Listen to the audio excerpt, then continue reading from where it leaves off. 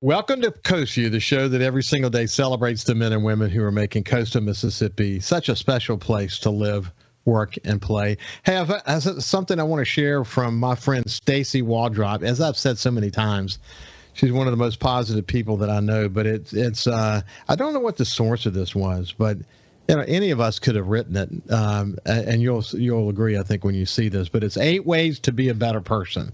Number 1, lead by example. 2, make time for your family. I think, we all try to focus on that one for sure. Number 3, honor your word.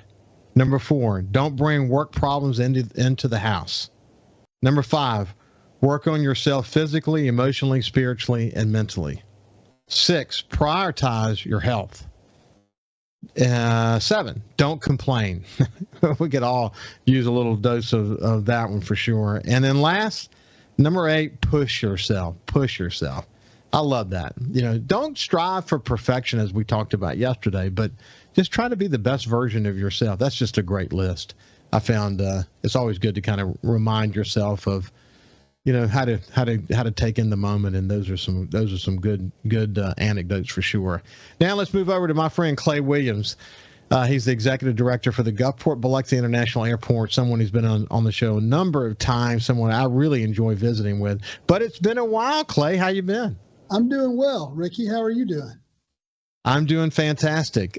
Hey, so for people who have not heard us chat before, let's remind them about the governance of the Gulfport-Biloxi International Airport, your board, and sort of what the role of your board is, et cetera.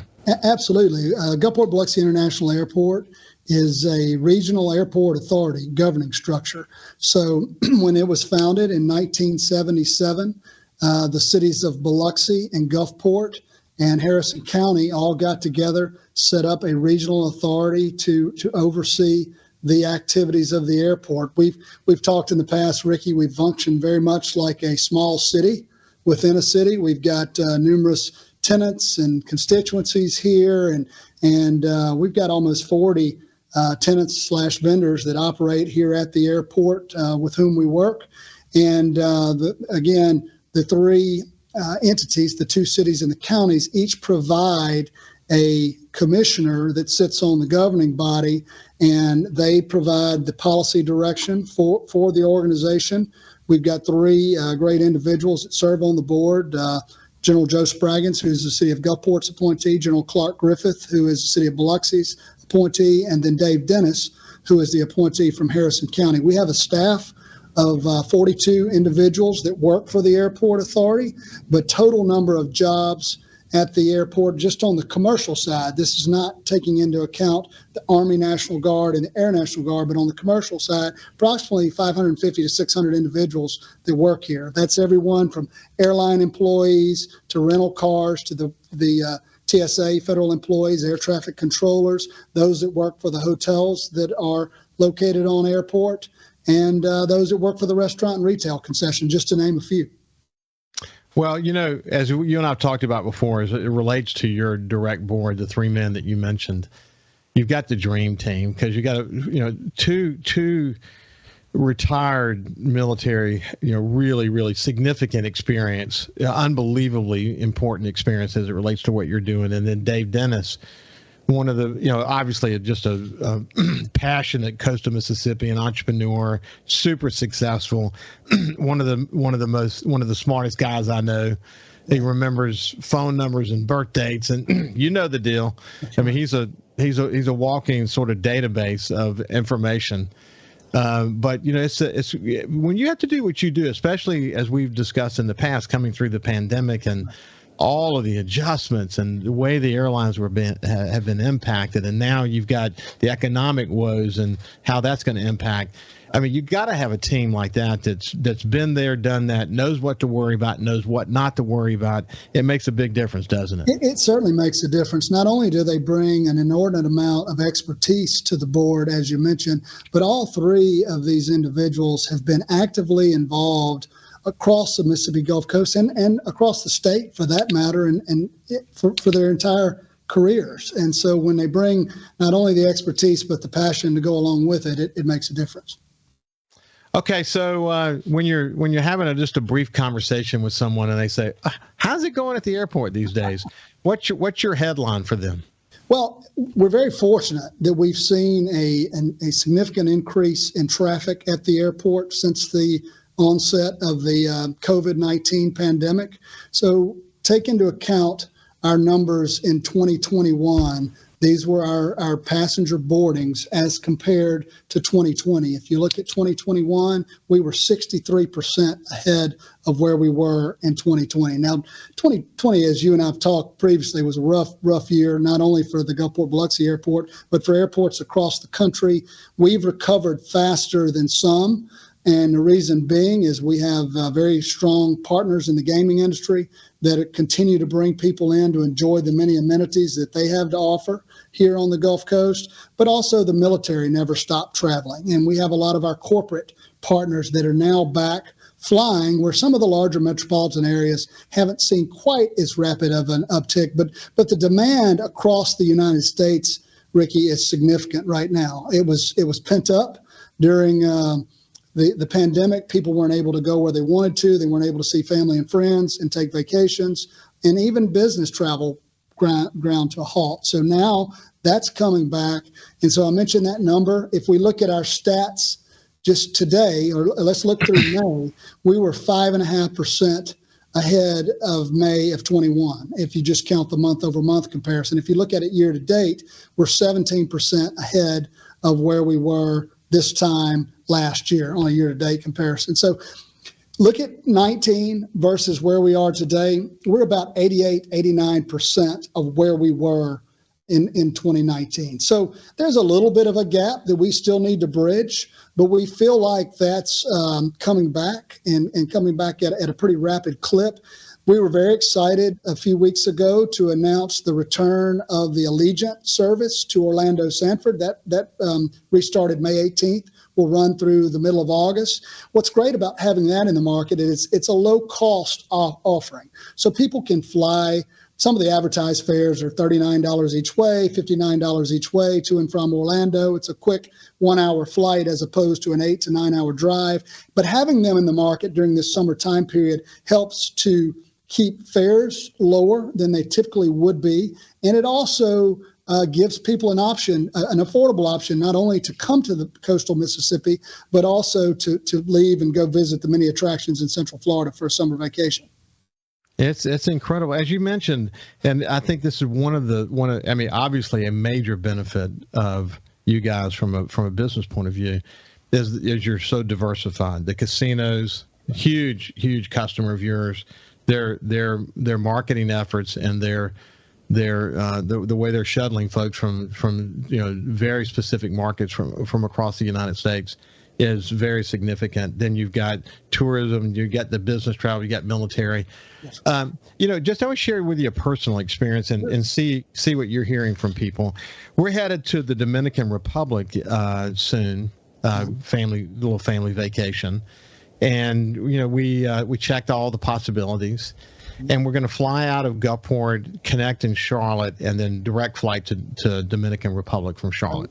Thank you. I wonder how many people have to go through this assessment today. In the old days, what we would do is we'd say, okay, the flight out of Gulfport costs this much. Right. Let's say it's name the carrier, it costs this much. But if we go over to New Orleans, it's going to cost slightly less. Now, in some cases, maybe it might be slightly more. Right. Or maybe if we go to Mobile, slightly less, but in some cases, maybe slightly more. But the point is, people would look at the cost of those tickets and then make a decision about whether they're going to go to Gulfport or whether they're going to go to New Orleans. Let's just stick with the New Orleans Gulfport deal. Yeah. But there's a lot more that factors into the decision today. The cost of gas, is a big part of the decision. What you're having to pay to park your car weighs into the decision. The new airport's nice, but there are a lot of problems. There's a lot of construction going on. There's parking issues, very significant parking issues that are going on. It's a lot more complex decision today than just looking at the price of the ticket, isn't it? It certainly is. We're very fortunate, very proud of the team that works collectively here at the airport. We provide an experience that's easy, it's convenient, And one of the things we often encourage people is when you're looking at comparison shopping airfare, look at those variables that you mentioned. Your time is worth something to you. If you've got to take an early morning flight or you've got to take you have a late evening return, you're going to be on the road for an hour and a half plus sometimes trying to get back to your house. That's something to think about. And also, you mentioned cost of gasoline now. It's exorbitant. And so you got to factor that in. Your time, the cost of parking is significantly higher. Our parking is $10 for an exterior outdoor surface lot, $13 for the garage. You're really not going to find anything less than that at any of the competitor airports. And so that's one of the things, plus just taking the stress out of it, and the wear and tear on your vehicle associated with going. So I know for me, man, with our large traveling family, to be able to land back in Gulfport, get in our cars and drive back home and not have to worry about working our way through New Orleans and all that, it's it makes coming home a lot easier. That is for sure. When we come back, we'll continue our conversation with Clay Williams from the Gulfport-Biloxi International Airport. Welcome back to Coast Vue. I have my friend Clay Williams, the Executive Director for the Gulfport-Biloxi International Airport, with us today. And when we went to break, we were sort of talking about this. To me, it's a relatively easy decision about whether you fly to Gulfport or whether you fly out of New Orleans. And as we were saying before we went to break, there's a lot more that factors into that decision today than before. And, since the pandemic, of course, the pandemic happens, the flights start to scale back a bit. It's great that you have Allegiance coming back, and that's exciting. But what are you seeing now in terms of the various airlines and their ability to service the towns that they service prior to the pandemic starting? It's an interesting time and a challenging time for airlines across the United States. They've got a number of things that they're trying to deal with as they move forward with their respective business models. Number one, they've got the highest fuel cost that they've ever encountered. Labor costs have risen significantly. They've been faced with a nationwide pilot shortage. This was happening prior to the COVID pandemic, but it was only exacerbated during that time period because the mandatory retirement age of a pilot is 65 years old, but many of them opted to retire prior to that during the pandemic. And so when that occurred, you've got this shortfall. And oftentimes what you will see is on the regional jet side, some of the regional operators, their pilots are getting pulled up to the main line. So instead of flying a Gulfport to Houston route, they may now be flying a San Francisco to New York route because they've been pulled up to fly larger aircraft and being trained on those. So the airlines are working diligently to kind of rebuild that pipeline. It doesn't happen overnight. It's something that takes time. You've seen where even as recently as the last few months, United Airlines has set up Aviate Academy, which is to train pilots. And the military was once a solid pipeline for those going to fly for the commercial operators. But again, the military is doing what they can to hang on to their pilots and keep them trained and flying for the U.S. Air Force, Navy, what have you. So that's an interesting element. And then the third really is the fact that this industry was hit harder than most during the pandemic. So you take those three variables, high cost of fuel, labor costs, and then also the fact that they lost billions of dollars during the pandemic, they're still recovering and rebounding from that. We've got high demand here at the airport. Just last month, Ricky, when looking at our statistics, we were seeing airlines with 92% load factors, 94% loads on the planes. That's incredible. It really is. And so, but what does that tell us?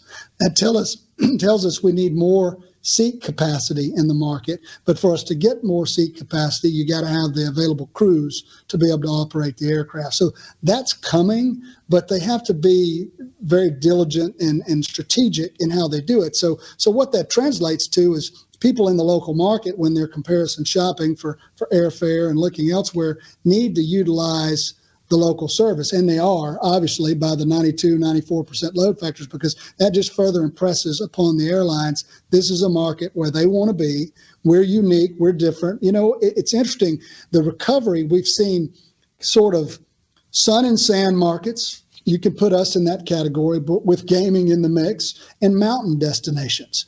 Those have been the hotter markets to recover, more so than, say, some of your just larger cities. And so we want to see that trajectory continue. We've been very proud of what's occurred thus far, but we need the additional trips per day. And we're constantly talking to the airlines about that. And they're trying to restore it and plan to restore it, but they can only do it as they bring new employees, flight crews online. Clay, I had a really good conversation with a young man. He's in his 30s, but he's the CEO of a company. His name is Austin Golding, and it's Golding, a barge company, and they work out of Vicksburg, but they transfer petroleum products throughout all of U.S. inland waterways. And he's just an absolute pro at understanding the world markets as it relates to petroleum products and what's happening to energy companies today and whatever. But the reason I bring that up is this, that in the conversations with him, we talked a lot about the current energy policy and this notion of becoming, energy independent and all of that. But the point that he made was, in the old days, the sort of the saying was drill, baby, drill, but now it's produce, baby, produce, because we can drill all we want. But the problem is we don't have the refining capacity to make the products that are going to serve the retail community as we know it with diesel and gasoline. That what happened during the pandemic is that we lost a lot of workers in the petroleum field. Refineries are having a hard time getting people on. They actually took, because the demand was down, they took some refinery capacity out of line, and they haven't still brought it back up again. And current capacity is at like 95%. Mm-hmm. The point is that I don't think any of us fully appreciated when you don't prime the pump, like the entire airline industry became unprimed. Right. And all these employees were sitting at home and whatever. You just don't turn the knob back on and have them all come back to work suddenly. It doesn't work that way. Some have had time to reflect. They're going to go back and maybe do some other jobs. Some are going to change jobs. That's why 50% of the people around the world said that they're either going to change jobs or they're thinking about changing jobs. We could never have imagined that the pandemic would cause that amount of shuffling. So many ripple effects. I mean, think about back-ordered aircraft. Okay, when you have the production of airplanes, and you've got Boeing and Airbus and others that are producing these aircraft. Well, there's a backlog now there. So they've got those on back order, trying to get them produced so the airlines can obtain the new equipment. But again, it just doesn't happen overnight when you have this period of year and a half plus where things essentially grind to a halt. One of the points that this is just an interesting kind of side note, but one of the interesting points that Austin made was this, that he is now considering whether he needs to build another barge, a transport barge, which is a 30-year asset.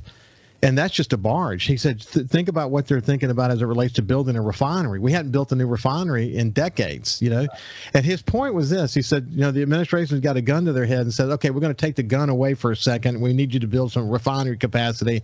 But as soon as we solve the problem, we're going to put the gun back to your head. The regulatory environment for making a long-term asset decision like a refinery, that's not going to go away. So we're going to be in a difficult bind. And, frankly, that's going to continue to affect the price of gas. He said, frankly, that he believes inflationary pressures will start to come down, but energy inflation, he doesn't expect that to come down anytime soon. And I'm sure that's what the airline industry is thinking about as well, I would assume. And the airline industry historically has tried to hedge on fuel costs, and they've done that to a degree, but they don't fully utilize that strategy. They just do it for a portion of their fuel acquisition. And so when they're doing that, they're able to lock in at a lower price for a period of time. But then as those as that hedging expires and they have to lock in again, look at what you're facing in today's environment. So it's interesting. There are some headwinds that they face, and they're making their way through that. And again, the demand is certainly there. We just encourage people, if they start looking, they compare those variables that you noted when comparison shopping for aircraft. I mean, not for aircraft, for airfare. They also need to look at off-peak times when you want to fly. Look at Tuesdays, Wednesdays, and Saturdays. Those are better days to fly than a Thursday, Friday, Sunday, because Thursday, Fridays, and Sundays are very popular, going to be more expensive. Your Mondays are going to be higher because of your business traveler. So look at off-peak times. Try to book 4 to 6 weeks out when you're looking to purchase airfare. The closer you book into the date that you're going to depart, the higher the fare is going to be. So there are ways to do it. And again, like I said, we're pleased to be up 17% year to date as compared to last year. Yeah, when we travel out of the country soon, we're going to be flying out on a Wednesday, and I think we're returning on a Thursday.